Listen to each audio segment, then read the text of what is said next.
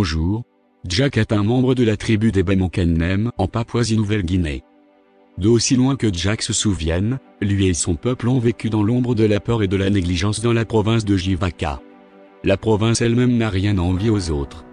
La province, située au centre du pays, est un bel endroit où vivre. Située dans une vallée très fertile, elle est traversée par une longue rivière qui subvient aux besoins de ses habitants. Son sol riche permet de cultiver en abondance, principalement du café et du thé. Mais la vie était particulièrement difficile pour les membres de la tribu de Jack. Les moyens de subsistance de nombreux parents et amis étaient déchirés par un cycle apparemment sans fin de haine, de violence, de querelles sur les droits fonciers et d'autres conflits internes. En raison de ces conflits endémiques, les membres de la tribu ne bénéficiaient pas des services gouvernementaux de base. Personne ne recevait de soins médicaux de la part des médecins et des infirmières. Les enfants des tribus n'allaient pas à l'école. Aucun policier ne faisait respecter la loi et l'ordre dans la région. Les routes n'étaient pas entretenues et tombaient dans un état de délabrement terrible.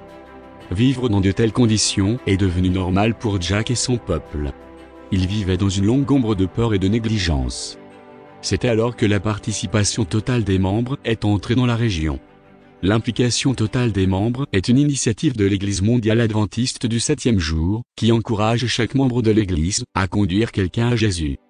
Des membres de l'Église sont arrivés dans la région et ont mené des études bibliques parmi Jack et son peuple. Ces études bibliques ont ouvert la voie aux réunions d'évangélisation.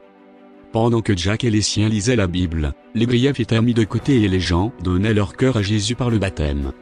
Les adventistes ont organisé une cérémonie de paix spéciale pour unir des clans autrefois en conflit. Jack a été surpris par les résultats.